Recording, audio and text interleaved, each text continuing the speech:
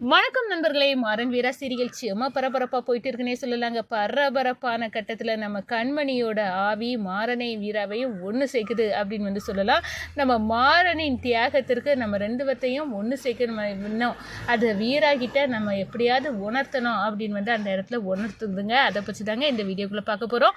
அதுக்கு முன்னாடி சேனலுக்கு லைக் அண்ட் சப்ஸ்கிரைப் பண்ணுங்கள் ஃப்ரெண்ட்ஸ். பக்கத்தில் இருக்க பெல் ஐக்கானையும் கிளிக் பண்ணுங்கள். அப்போ தான் நான் போடுற ஒவ்வொரு வீடியோவும் நோட்டிஃபிகேஷனாக உங்களுக்கு கிடைக்கும். வாங்க ஃப்ரெண்ட்ஸ் வீடியோக்குள்ளே போகலாம்.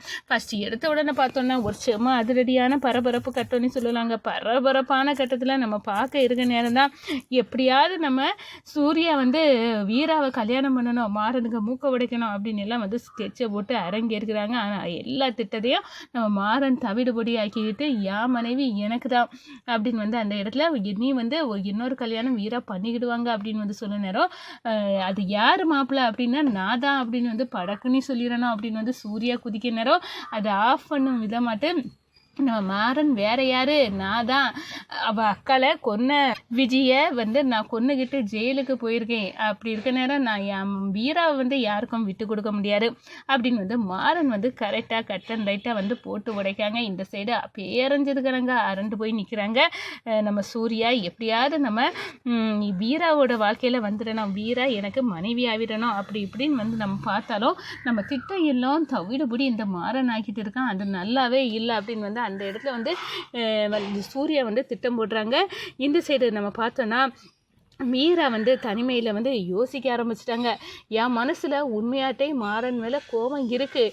என் அக்கா சாவுக்கு காரணம் அவன் தான் அப்படின்னு கோபம் இருக்குது. ஆனால் மாறனை வெறுக்க அளவுக்கு இல்லையோ, என் மனசில் மாறன் மேலே என்ன லவ் இருக்கோ அப்படின்னு மாறனை பற்றி நினைக்க ஆரம்பிச்சிட்டாங்க.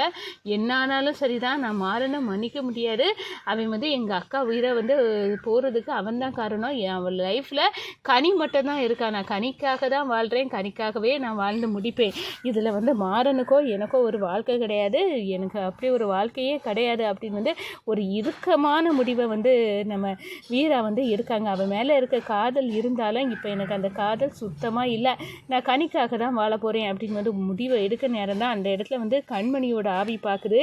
இப்படியே விட்டனா இவன் நாளுக்கு நாளை என் வீரா மாறனை வெறுக்க தொடங்கிடுவா.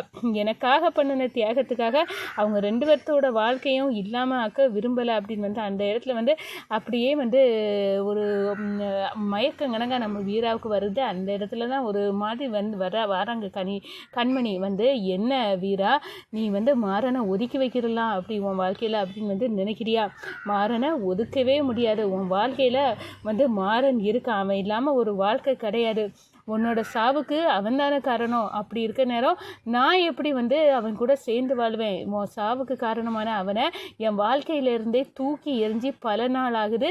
இனி அவனுக்கு மீண்டும் இடம் கிடையாது. இப்போ ஒரு பாடி கார்டுக்கு தேவை. நம்ம கனியை பார்த்துக்க, அதனால தான் அவனை வீட்டுக்குள்ளே வச்சுருக்கேன் அப்படின்னு சொல்ல நேரம் கனி பாப்பாவை பார்த்துக்க அவனை விட சிறந்த ஆள் இல்லை அப்படின்னு எனக்கு தெரியும். அவன் வீரத்தில் அவ்வளோ சிறப்பு, அதனால் அவன் கண்டிப்பாக கனியை நல்லபடியாக பார்த்துக்கிடுவான் அப்படின்னு அந்த இடத்துல நம்ம வீரா சொல்ல நேரம் கனியை நல்லபடியாக பார்த்துக்கிடுவான்னு எனக்கு நல்லாவே தெரியும். ஆனால் உனக்கு ஏன் புரிய மாட்டேங்குது? உன்னையும் நல்லபடியாக மாறன் பார்த்துக்கிடுவான் அப்படின்னு சொன்ன நேரம் என்ன சொல்கிறேன், என்னபடி நல்லபடியாக பார்த்துக்கிடுவான் தான்.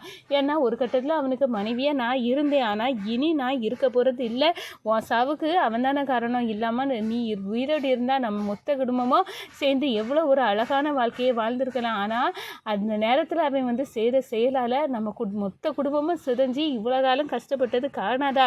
கண்மணி என்ன நீ அவனை நல்லவனி நீ சொல்ல பார்க்குறியா என்னட்ட அப்படின்னு அந்த இடத்துல வீரா கேட்க நேரம் வாயை மூடு வீரா, உண்மையாட்டே அந்த விஜயை கொன்னது நான் தான், அவன் இல்லை, என்ன சொல்கிற அப்படின்னு அந்த இடத்துல சாக்காவி கேட்குறாங்க. ஆமாம், உண்மையாட்டே அந்த விஜயை கொன்னது நான் தான்.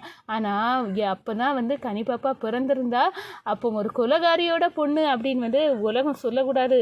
அந்த பழி கனி மேலே விழக்கூடாது. அதுக்காக அவன் அந்த பழியை சுருட்டி அவன் தலையில் போட்டுக்கிட்டான். நான் தான் விஜயை கொன்னேன் அப்படின்னு இப்போ உனக்கு புரிஞ்சுதா அப்படின்னு சொல்ல நேரம் நம்ம அப்படியே அழுறாங்க. வீரா, நீ அழுது கண்மணி நீ சொல்லதெல்லாம் உண்மையா அப்படின்னு கேட்க நேரம் என்ன சொல்கிற, நம்ப மாட்டியா? உண்மையை தான் சொல்கிறேன்ப்பா. உண்மையாட்டே நான் வந்து கொன்னது வந்து விஜய. ஆனால் அவன் அந்த பழியை சுருட்டி தலையில் போட்டுக்கிட்டானா அது நம்ம குடும்பத்து கௌரவத்துக்காக. ஏன்னா நான் வந்து சாக நேரம் ஒரு கொலைகாரி அப்படின்னு ஒரு இதோ என் பொண்ணுக்கு வந்து கொலைகாரியோட பொண்ணு அப்படின்னு வந்து பச்சை பிள்ளையிலே அப்படி ஒரு பட்டத்தை கிட்டக்கூடாது. எல்லாரும் வந்து அப்படி ஆகாது, நம்ம குடும்பத்துக்கு அந்த அவ பேர் கிடைக்கக்கூடாது அப்படின்னுக்காக தான் அவன் வந்து தனியாளாக இவ்வளோ கஷ்டப்பட்டு சுமந்தான் அப்படின்னு வந்து அந்த இடத்துல சொல்ல நேரம் அப்படியே கண்ணீர் வந்து பெருகுது. நம்ம வீராவுக்கு கடகடன்னு ஓடி போகிறாங்க. நம்ம மாறனை கட்டி பிடிக்கிறாங்க, சூர்யா பார்க்குறாங்க. அப்போ வந்து என்ன நடந்துச்சு, இவளுக்கு எதுக்கு திடுதுப்புனி வந்து ஓடி போய் இந்த மாறனை வந்து கட்டி பிடிக்கா அப்படின்னு வந்து அந்த இடத்துல சாக்காவி சூர்யா நிற்கிறாங்க. மாறனை வந்து விஜய் சாவுக்கு காரணம்னு தானே நினச்சிட்டு இருந்தா, இப்போ எதுக்காக இவ வந்து ஓடி போய் கட்டி பிடிக்கிறா? இவ வாழ்க்கையில் நான் இருக்கேன் வந்துடுவேன் அப்படின்னு எல்லாம் நான் நினச்சிட்டு இருந்தேன். ஆனால் என்ன திட்டத்தை எல்லாம் முறியடிச்சுக்கிட்டு அவள் வாழ்க்கையில் வந்து இவன் தான் வருவான் போல் இருக்க. ஆனால் என்ன ஆனாலும் சரிதான், இவங்க 2 பேரும் சேர்ந்து வாழ நான் விட மாட்டேன் அப்படின்னு வந்து கங்கணம் கட்டுறாங்க. அதே நேரத்தில் இங்கே நம்ம பார்த்தோன்னா ஆதித்யா என்னோட மது சாவுக்கு காரணம் இந்த மாறன் தான் அப்படின்னு வந்து எனக்கு நல்லாவே புரிஞ்சு நானும் மதுவும் சேர்ந்து எப்படி ஒரு வாழ்க்கையை வாழ்ந்திருப்போம். ஆனால் மது வாழ்க்கையில் வந்து மதுவை நான் லவ் பண்ணுறேன் அப்படின்னு எல்லாம் வந்து இவன் ஆசை வச்சு மதுவை சுத்த வச்சு எங்கள் வாழ்க்கையே தவிடுபடியாக்கி இவனால தான் மது செத்தா அவனை பழி வாங்கியே தீரணும். எனக்கு எதிரி வீரா, அவளோட புருஷன் மது.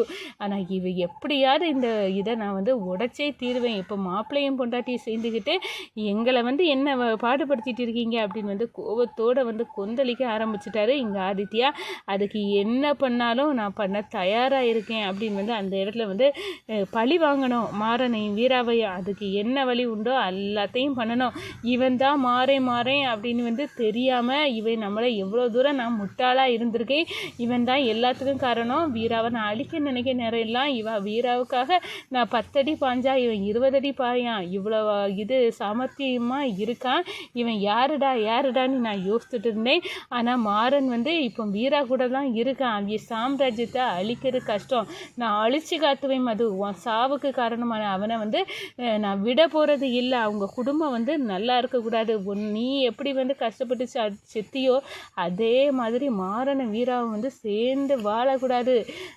அப்போ ஒரு நாள் கூட சேர்ந்து வாழாமல் சாக வைப்பேன். ஏதாவது ஒரு காரணத்துக்காக அந்த மாறனை வந்து அந்த வீராவை வச்சே கைது பண்ண வைப்பேன். அது நடக்க தான் போகுது அப்படின்னு வந்து அந்த இடத்துல நினைக்கிறாங்க. இந்த சைடு பார்த்தோன்னா ராமச்சந்திரன் இவ்வளோ பெரிய தியாகத்தை பண்ணின நம்ம மாறனை சேர்த்து வச்சிடலாம் அப்படின்னு வந்து நினைக்கிறாங்க. அதுக்கு முன்னாடியே நம்ம கண்மணி வந்து இதுக்கு மேலே நம்ம தாமதிக்கக்கூடாது அப்படின்னு வந்து உண்மையை போட்டு உடைச்சி நம்ம மாறனையும் வீராவையும் வந்து சேர்த்து வச்சுறாங்க. அது வேறு லெவல். எப்படி இருந்த நீங்கள் இப்படி சேர்ந்துட்டீங்க அப்படின்னு வந்து அந்த இடத்துல 2 நேரம் நம்ம வீரா வந்து மாறனை கட்டி பிடிச்சி, டேய் நீ செய்கிற தியாகத்தை என்கிட்ட ஏன் சொல்லலை? என்ன தியாகம் நான் பண்ணிட்டேன் பெருசா? உனக்கு ஒன்றுமே பண்ணலையே அப்படின்னு சொன்ன நேரம் தான், நீ வந்து விஜயை கொலை பண்ணலைன்னு எனக்கு தெரியண்டா. எல்லாமே வந்து கண்மணி போட்டு உடைச்சிட்டா. என்ன கண்மணி அண்ணி சொல்லிட்டாங்களா அப்படின்னு சொல்லலாம். ஆமாம், அவங்க ஆவியை வந்து என்கிட்ட போட்டு உடைச்சிட்டாங்க அப்படின்னு வந்து அந்த இடத்துல சொல்லுறாங்கங்க.